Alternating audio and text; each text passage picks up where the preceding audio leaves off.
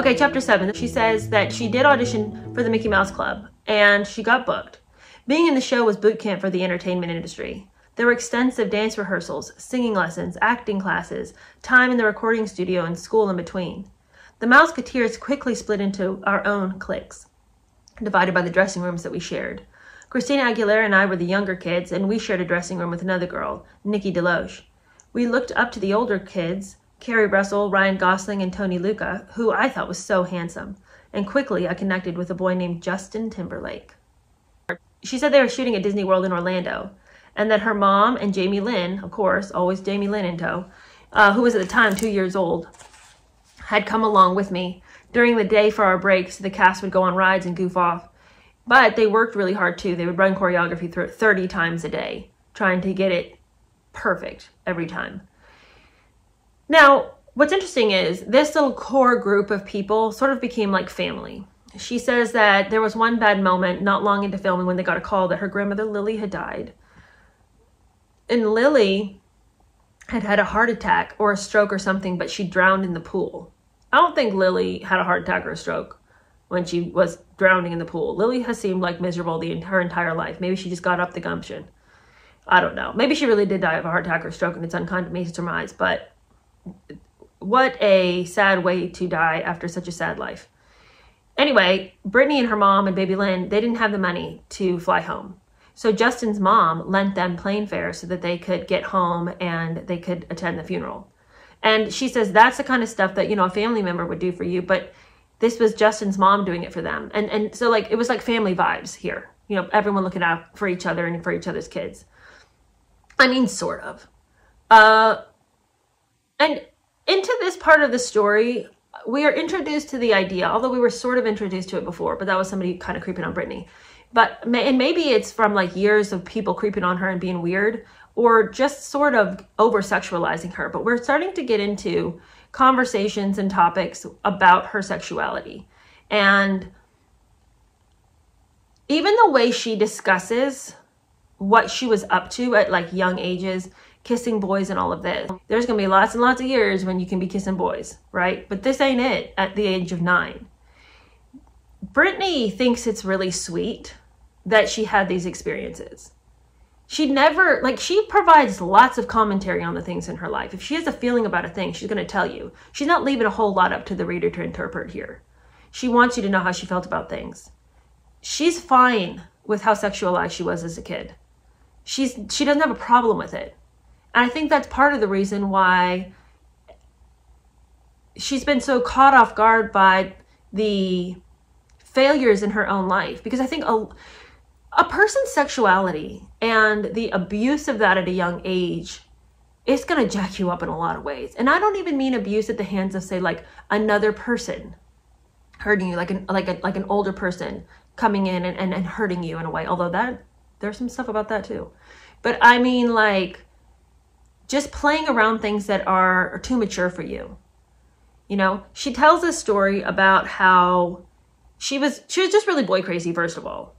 And, you know, even just seeing her crush on set walk by, like Tony one time came into the dressing room to get a hat he'd left in there. And like, she's just like, you know, her heart's just pounding. She's like so excited, like her crush just walked in, and she's just like having her own internal meltdown of excitement. But okay, I guess that's normal enough. But she says another time at a sleepover, it was a boy and girl sleepover. She said, we played a game of truth or dare and someone dared Justin to kiss me. A Janet Jackson song was playing in the background as he leaned in and kissed me. She's 10. She's like 9 years old. 10 at the most. I don't want my 10-year-old kissing anybody. She said, it took me back to a moment in the library when I was in the 3rd grade. 3rd grade. And she was holding a guy's hand for the first time. It was the biggest deal to me, so real and so powerful. That was the first time somebody had paid me any sort of romantic attention, and it felt like a wonderful rebellion. The lights were off. We'd been watching a movie and we hid our hands underneath the desk that the teachers wouldn't see. And I don't like this. I don't like this at all. I don't like that she grew up in a household in which that kind of behavior was probably encouraged. Like, she was probably asked all the time when she was like a little kid, do you have a boyfriend? Like, obviously that one guy asked her on stage, like it was like a normal question. I imagine that Britney grew up in an environment in which it was kind of seen as like, oh, it's just puppy love. It's just puppy love. Well, maybe, You know, I mean, it's like, I'm not saying you can't have crushes on people. I had lots of crushes on people growing up. But the encouragement of acting on it, I think, is a little bit early in 3rd grade. I am just appalled that all the parents were okay with them having a joint sleepover, playing truth or dare, and the kids are kissing each other. They're 3rd and 4th graders here. You know, we don't need any of that. Anyway, she goes on, she says, the Mickey Mouse Club was a terrific experience. It got my feet wet in TV. Performing on that show ignited me. From then on, I knew what I wanted to do. I wanted to sing and dance. When the show ended a year and a half later, a lot of my castmates were going off to New York or Los Angeles to continue chasing their dreams. But I decided to go back to Kentwood.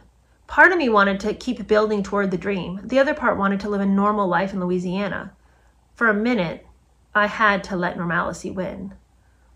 Again, she had never had the perfection of normal, though. I mean, her family's so dysfunctional. I don't blame her for wanting to pursue normalcy in its purest form. And maybe she thought, when I go back to Louisiana, you know, I've had all these experiences. Mickey Mouse Club was fun. You know, Broadway was great. But now I really want to go and I want to go home and I want things to feel safe and normal. Because as fun as the Mickey Mouse Club might have been, and as daring, as adventurous, and as different as it was, it also seems like, and this could be me totally projecting on the scenario, I would have enjoyed it, but I would have wanted to know that it was going to end at some point. That the chaos and the crazy and all the choreography and the riding on the rides during break and hanging out all the time with everybody and sleeping over with people and constantly my heart racing every time the guy walks by, it would have been fun, but I would have been like, I can't sustain this. This is like, my adrenaline is running too high all the time, you know, and I would have wanted to know that there was a place I could retreat. And I think that whether she could voice that or not, that's why she wanted to go back to Louisiana, to just rest her beating heart. And when she got back, she went back to her normal school. She started having a normal teenage life again. And here, Britney, again, she's going to talk to us about massive dysfunction between she and her mother. But she doesn't recognize as an adult that this was dysfunctional. At least she doesn't say that it was. And the way she describes it is sort of like, it was so fun to just me and my mom and, you know, we would just go and we do these crazy things. And I'll get into it in a minute. But she leaves no commentary about, why was my mom and I doing these things together? I was in 8th grade. She doesn't leave us any commentary about that. And again, because she's commented so consistently when she is displeased by something or adds in her interpretation of the events, for her to now leave it out is her basically putting her blessing on these memories as good times. Britney, these aren't good times. These are not good times that you had with your mom. So she says, for fun, starting when I was in 8th grade, my mom and I would take the 2-hour drive from Kentwood to Biloxi, Mississippi. And while we were there, we would drink daiquiris. We called our cocktails toddies. I loved that I was able to drink with my mom every now and then. The way we drank was nothing like how my father did. When he drank, he grew more depressed and shut down. We became happier, more alive and adventurous. Some of the best times with my mom were those trips we went to the beach with my sister. As we'd drive, I'd sip on a little bitty White Russian. To me, the drink tasted like ice cream. When it was the perfect amount of shaved ice and cream and sugar and not too much alcohol, that was my piece of heaven. Does she recognize that this is outrageous? That she and her mom are driving down to the beach. She's over there sipping on a White Russian, and they're going to go down and have more daiquiris with the 2-year-old in tow? What is going on with Lynn? Why is Lynn parenting like this? Your child is in 8th grade. I know that she's done adult things like be on Broadway and she's bringing in more money than you and your husband could ever dream of. But why in the world are you now being like, well, since you are doing the adult work, I'll give you an adult beverage?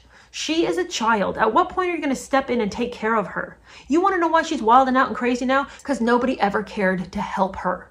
Nobody ever said, hey, let's make sure that Britney's okay. It's, you know, Britney, I'm going to ignore you and ignore you, ignore you, ignore you, ignore you. Oh, wait a second.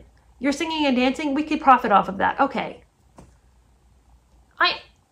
Her parents, I got a bone to pick with Mr. and Mrs. Spears. She says that she and her sister were just the cutest things in their matching bathing suits and their matching perms. She says now today it's basically illegal to give a little kid a perm, but back in the 90s it was just cute as hell. At 3, Jamie Lynn was a living doll, the craziest, most adorable child ever. So that was our thing. We'd go to Biloxi, drink, go to the beach, come back happy, and we had fun. We had a lot of fun. Even amid all the darkness, there was still a lot of joy in my childhood. No, Britney, no.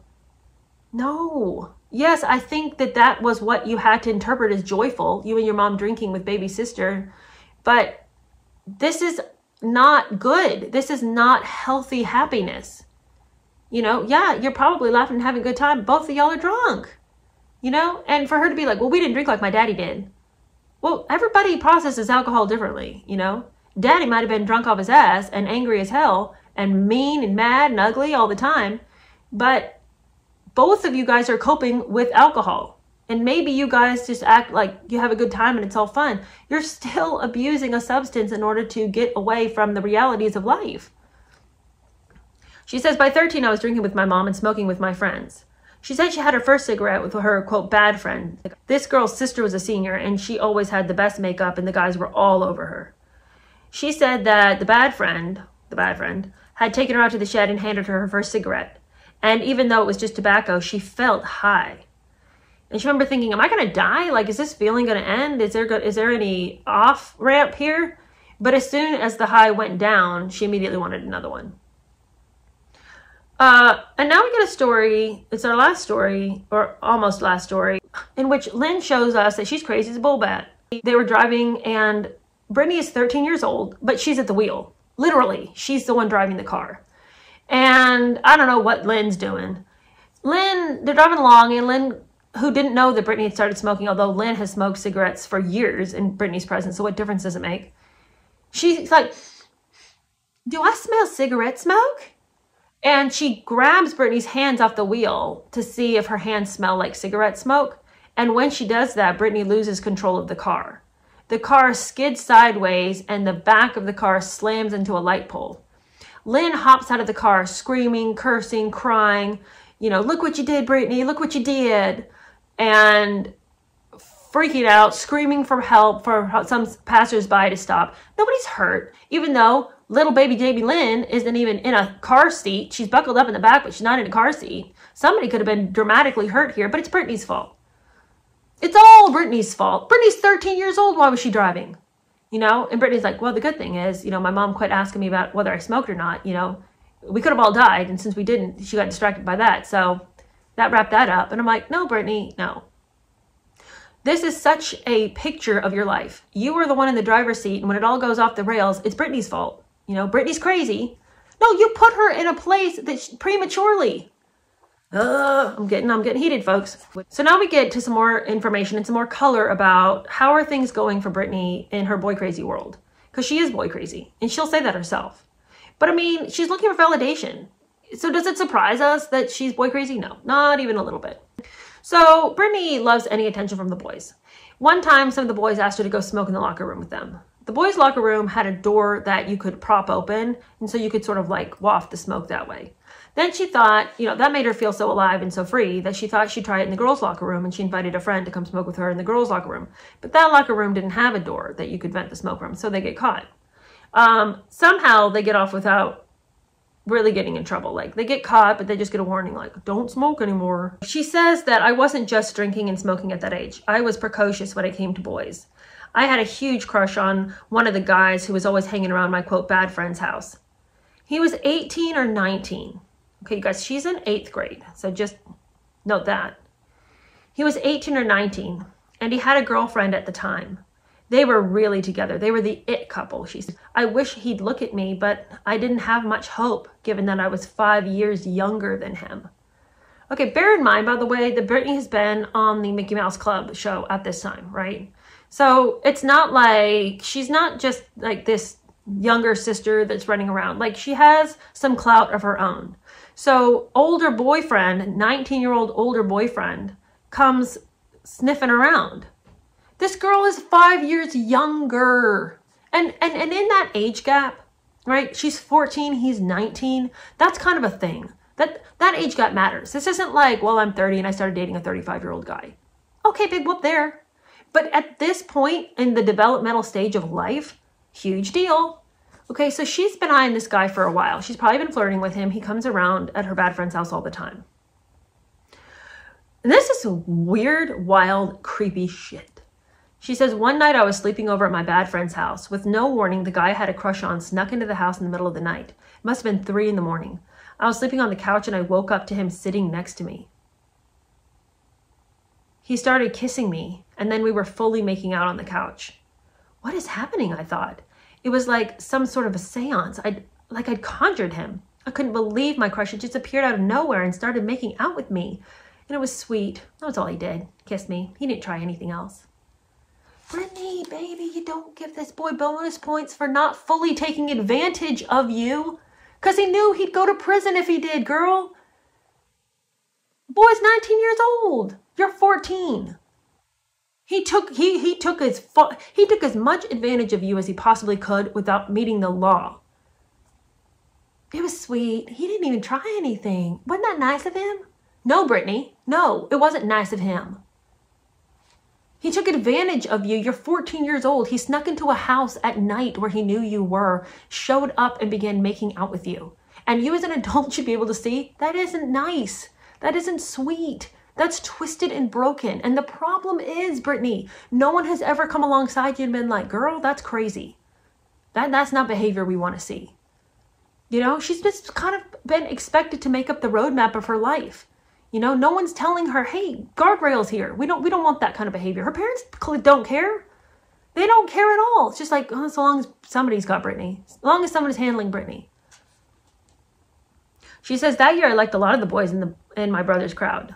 As a kid, Brian was funny, weird in the best way. But when he was a senior, he became the king of the school and an absolute badass. His senior year, I started dating his best friend and I lost my virginity to him. She's in the 9th grade, guys. She's in the 9th grade. Do you remember all that kerfuffle when everyone was like, Britney and Justin, are you guys doing it? And it's like, who in their right mind thinks they're not? You know, and Justin was always very like, yeah, we're virgins. But it's like, no one believed that. But I mean, it's far worse than we thought then. Britney had lost her virginity in 9th grade to her brother's friend who was a senior. The guy was 17. And she says, my relationship with him ended up consuming a lot of my time.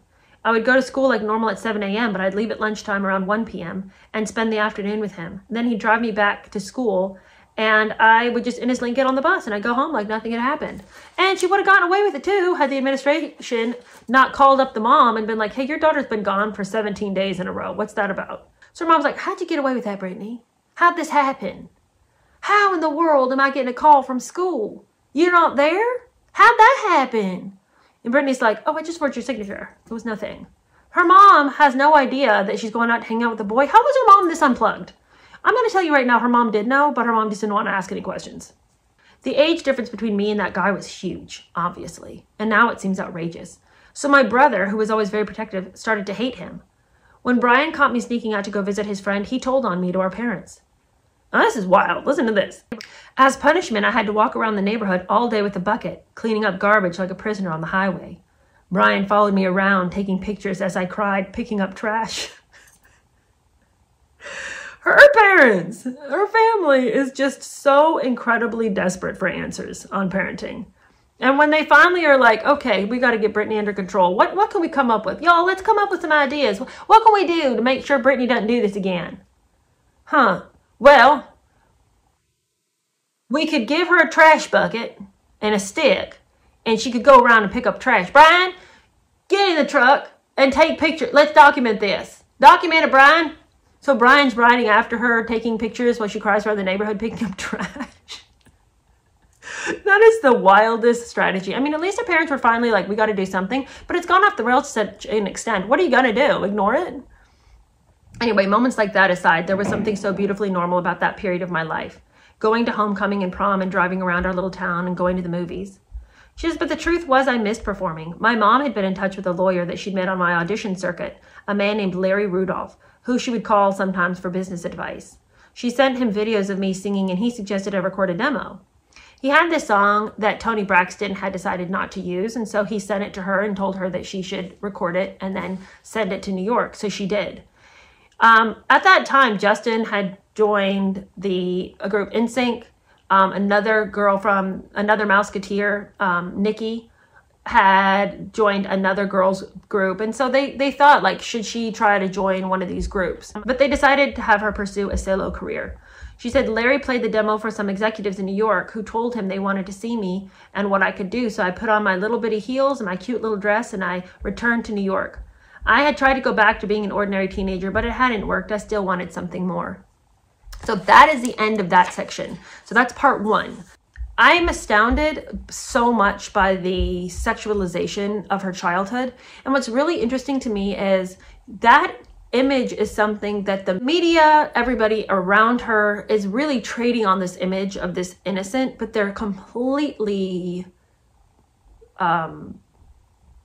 over-sexualized it. Like, this whole image of her as this sort of, you know, Catholic schoolgirl, like even in her first video, and we'll talk about that next time, she's in this short little skirt, her shirt's tied up. You know, there's going to be a series of articles that are written about her, the photographers taking her picture in this like little kid room, but she's in lingerie. She's like got baby dolls, but she's like in her panties. It's like, this is effed up. And, you know, it's just crazy to me that in the span of, you know, from when Britney came out to now, like, this would not fly, I don't think. I don't think people would go for this look anymore, where we're over-sexualizing like, we're putting sexuality with childhood. I think this would really not go over well right now. And it's just surprising to me that her parents were never, you know, kind of blowing the whistle. And in the next chapter, when we talk about how some of those photographs were coming out, her mom's like, you know, all we get is her mom's like, I don't like this that much. And Britney's like, it's fine. And her mom's like, okay.